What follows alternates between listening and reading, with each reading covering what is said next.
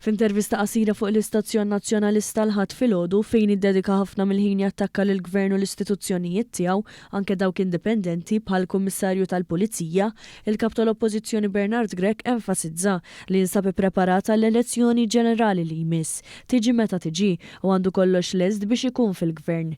Minkejja li minn kemm ilu fit-tmun tal-Partit Nazzjonalista lanqas kien kapaċi jippreżenta l-kontijiet awditjati tiegħu kif inhu obbligat bil-liġi, Grech tenna li hu se jkun kapaċi Ministra u jsolvi dawk li ddeskriva bħala problemi bla tarf tal-Labor. Mhux biss illi issa nkunu ippreparati kif suppost għall-elezzjoni ġenerali li ġejja tiġi meta tiġi, imma li nkunu ippreparati biex nigvernaw dan il-pajjiż. Serħulek rasek illi għandna kollox ippreparat. Irridu nidħlu fil-gvern u nkunu nistgħu allura nindirizzaw mill-ewwel mhux biss il-problemi illi ħajkun ħalla il-Labor f'dawn il-11, 12, 13 sena skont kemm se jdum xi sejjaħ elezzjoni.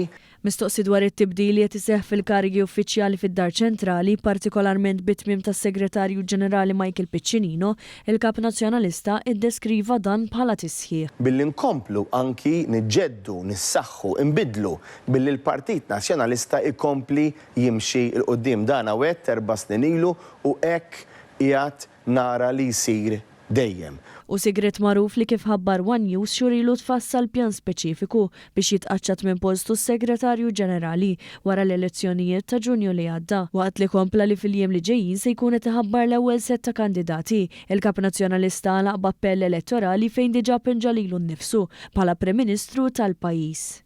U hekk ser nagħmlu flimkien wara l-elezzjoni ġenerali li jmiss.